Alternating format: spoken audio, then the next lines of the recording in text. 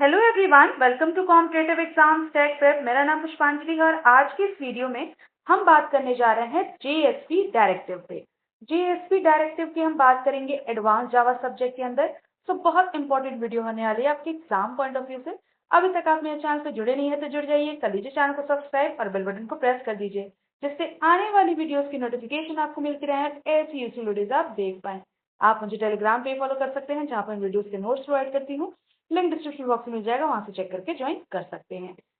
JSP directive की बात करेंगे हम एडवांस जावा के अंदर। तो एडवांस जावा के अदर वीडियोस को देखने के लिए भी प्लेलिस्ट का लिंक डिस्क्रिप्शन बॉक्स में दिया हुआ है, वहां से चेक करके ज्वाइन कर सकते हैं और पूरे प्लेलिस्ट को सीक्वेंशली सारी वीडियोस को एक्सेस कर सकते हैं। तो चलिए स्टार्ट करते हैं हम अपने टॉपिक को, जो है जेएसपी डायरेक्टिव। क्या होता है जेएसपी डायरेक्टिव, आइए बात करते हैं। तो जेएसपी डायरेक्टिव क्या होते हैं, डायरेक्टिव क्या होते हैं बेसिकली। डायरेक्टिव जैसा कि आपको नाम से लग रहा होगा, डायरेक्टिव यानी ये क्या करेंगे, डायरेक्शंस देंगे किसी को। किसको देंगे, तो जेएसपी जो डायरेक्टिव्स होते हैं वो डायरेक्शंस देते हैं, यानी इंस्ट्रक्शंस देते हैं। किसको, जेएसपी कंटेनर को। ठीक है, तो डायरेक्टिव क्या करते हैं, डायरेक्शंस देते हैं, मैसेजेस भेजते हैं। किसको, जेएसपी कंटेनर को। और डायरेक्टिव्स का ये भी काम होता है कि ये जेएसपी पेज को प्रोसेसिंग के लिए स्पेशल इंस्ट्रक्शंस देते हैं, यानी जेएसपी पेज की प्रोसेसिंग में इनका बहुत इंपॉर्टेंट रोल होता है।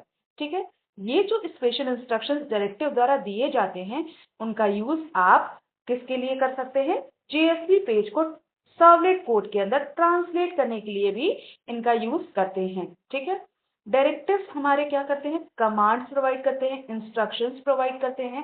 किसको, कंटेनर्स को, जिससे कि कंटेनर को ये पता चले कि जेएसपी की प्रोसेसिंग को कैसे करना है, किस तरह से जेएसपी की प्रोसेसिंग से डील करना है, कैसे जेएसपी की प्रोसेसिंग को मैनेज करना है, ये काम बताता है डायरेक्टिव। ठीक है, तो डायरेक्टिव बेसिकली डायरेक्शंस देता है कि कैसे कैसे जेएसपी कंटेनर काम करेगा और वो सारे जेएसपी पेज की प्रोसेसिंग करके आपको आउटपुट प्रोवाइड करेगा।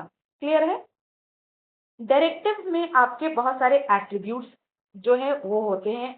ठीक है, यानी डायरेक्टिव्स कंटेन करता है सेवरल एट्रीब्यूट्स को, जिनको आप कॉमा कॉमा करके लिख सकते हैं। यानी ये जो आपके एट्रीब्यूट्स होते हैं वो की वैल्यू पेयर की तरह काम करते हैं। ठीक है, तो जेएसपी में जो डायरेक्टिव्स हैं वो आपके बेसिकली आपने समझ लिया कि डायरेक्टिव डायरेक्शन दे रहे हैं।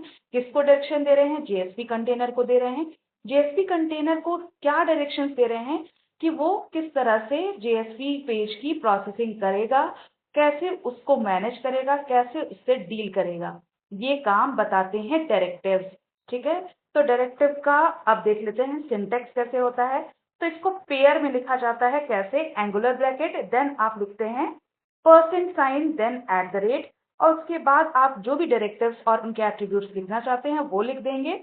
और बाद में आपको लास्ट में क्या करना है, परसेंट साइन लगा के, एंगुलर ब्रैकेट लगा के क्लोज कर देना है। फॉर एग्जाम्पल, जैसे डायरेक्टिव को हमें देखना है कि किस तरह से दिखता है, तो आपका इस तरह से सिंटैक्स हो जाएगा कि आपको लिखना है angular bracket, percent sign and at the rate, इससे शुरुआत कर ली हमने। देन आपको जो भी डायरेक्टिव लिखना है उस डायरेक्टिव का नाम, देन आपको उसकी एट्रीब्यूट और एट्रीब्यूट की क्या वैल्यू होगी उसको लिख के आपके जो एंगुलर ब्रैकेट और परसेंट साइन है उससे क्लोज कर देना है आपको। ठीक है, डायरेक्टिव की बात कर रहे हैं हम कि जो भी डायरेक्टिव होगा वो उसका नाम हम यहाँ पे लिख देंगे सिंटेक्स में। यानी डायरेक्टिव कई टाइप के होते हैं, तो देखते हैं कि कौन कौन से टाइप के होते हैं। तो there are basically 3 types of directive. ठीक है, 3 टाइप के डायरेक्टिव होते हैं।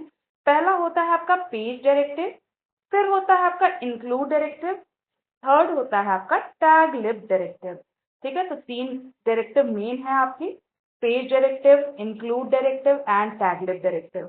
अब एक एक करके देखते हैं कि कौन कौन से डायरेक्टिव क्या काम करते हैं, क्या क्या डायरेक्शंस देते हैं जेएसपी कंटेनर को।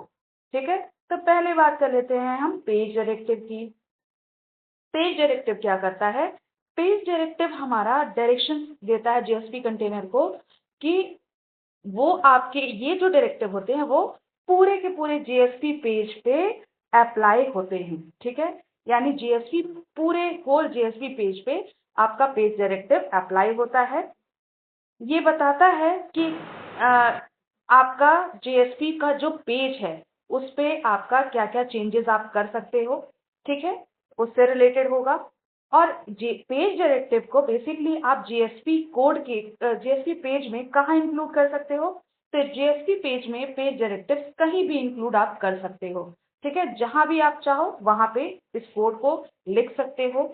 लेकिन प्रेफरेबली आप क्या करेंगे, जनरली हम क्या करते हैं, पेज डायरेक्टिव को JSP पेज के टॉप पे ही लिखते हैं, ठीक है, क्लियर है। सिंटेक्स क्या होता है देख लेते हैं। तो सिंटेक्स में आपको लिखना है angular bracket, then percent sign, then @ उसके बाद डायरेक्टिव का नाम, डायरेक्टिव कौन सा है, पेज डायरेक्टिव है तो पेज हमने लिख दिया। देन उसकी एट्रीब्यूट, और एट्रीब्यूट की क्या वैल्यू होगी उसको यहाँ पे लिख देना है, ठीक है। पेज डायरेक्टिव है तो पेज हमने लिख दिया और एट्रीब्यूट लिख दिया और एट्रीब्यूट की वैल्यू लिख के हम इसको क्लोज कर देंगे, ठीक है। अब देखिए एट्रीब्यूट वैल्यू के अंदर कौन कौन सी वैल्यू आप लिख सकते हैं पेज डायरेक्टिव में।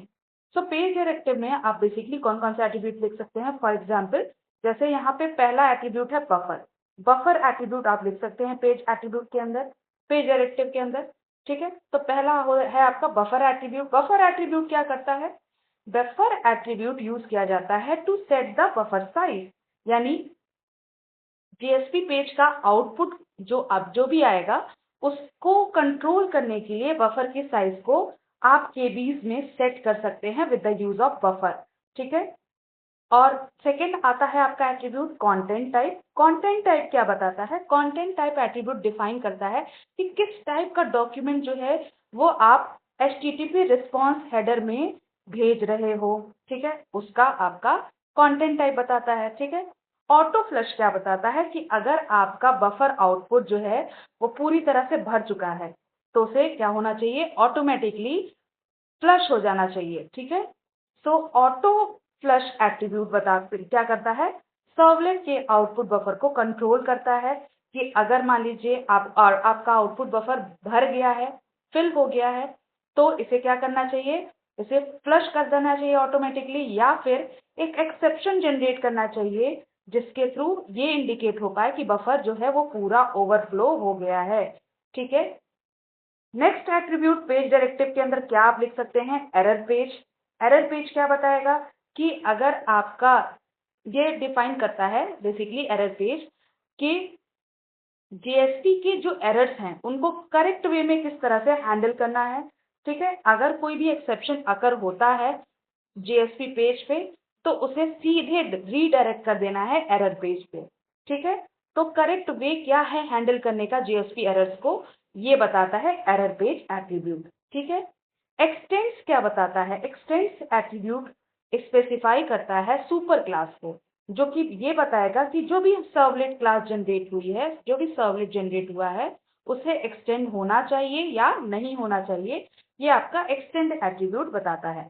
आई होप आपको पेज डायरेक्टिव क्लियर हो गया होगा कि रिलेटेड टू पेज आप इंस्ट्रक्शंस दे रहे हो, जैसे कि आपके आउटपुट जो भी JSP पेज का आउटपुट आएगा वो आपका उसका साइज कितना होना चाहिए, फिर कंटेंट का टाइप क्या होना चाहिए, अगर बफर फिल हो गया है तो उसको फ्लश करना है या फिर एक एक्सेप्शन अगर कर देना है, या और अगर एरर जनरेट हो जाती है तो सीधे एरर पेज पे रीडायरेक्ट करा देना है।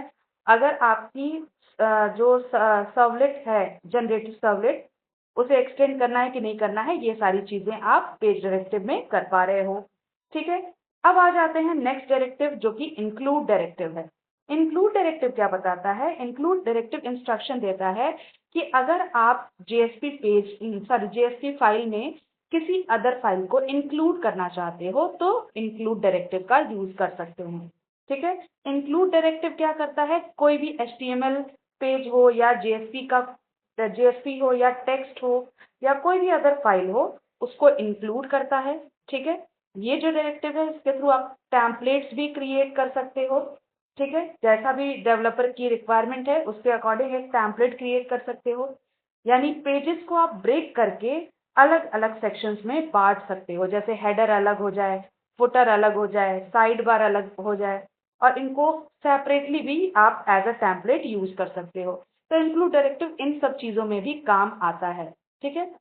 अब इंक्लूड डायरेक्टिव को यूज करने के लिए सिंटेक्स क्या हो जाएगा, तो सिंटेक्स आपको क्या कर देना है, बस जो भी डायरेक्टिव है उसका डायरेक्टिव का नाम, देन आपका फाइल और फाइल से रिलेटेड जो भी यूआरएल है उसको आप यहाँ पे लिख देंगे। ठीक है, नेक्स्ट आ जाते हैं टैग लिब डायरेक्टिव पे। टैग लिब डायरेक्टिव क्या करता है कि ये बेसिकली टैग लाइब्रेरी को डिफाइन करने के लिए इम्प्लीमेंट किया जाता है टैग लिब डायरेक्टिव।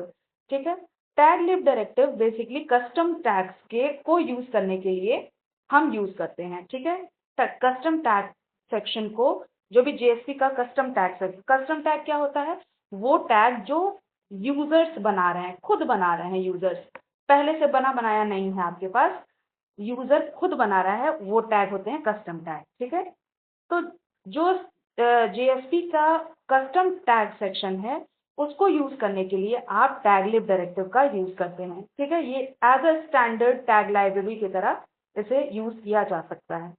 अब अगर इम्प्लीमेंट करना है तो इसका सिंटेक्स इस तरह से आप लिख सकते हैं, जिसमें प्रीफिक्स के अंदर वैल्यू लिख देंगे, टैग लिब लिखेंगे यानी जो डायरेक्टिव का नाम है, फिर यूआरआई और यूआरआई का जो आपकी वैल्यू है, और प्रीफिक्स और उसकी वैल्यू को लिख के आप इसको क्लोज कर देंगे। ठीक है, आई होप आपको समझ में आ गया होगा। वीडियो पसंद आई है तो लाइक कर दीजिएगा, अपने फ्रेंड्स के साथ शेयर करिएगा, और चैनल पर जुड़ नहीं है तो जुड़ जाइएगा। Thank you for watching.